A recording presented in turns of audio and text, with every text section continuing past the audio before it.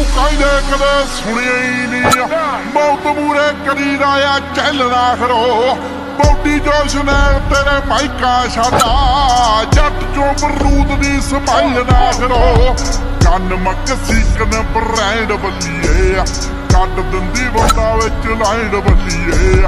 ਐਨਾ ਛੋਟੇ ਵੱਡੇ ਦਾ ਲਿਹਾਜ਼ ਕਰਦੀ ਹੋ ਕਰਦਾ ਮੜੀਰੀ ਉੱਤੇ ਰਾਜ ਗੱਭਰੂ ਤੂੰ ਗੱਭਰੂ ਦੇ ਦਿਲ ਉੱਤੇ ਰਾਜ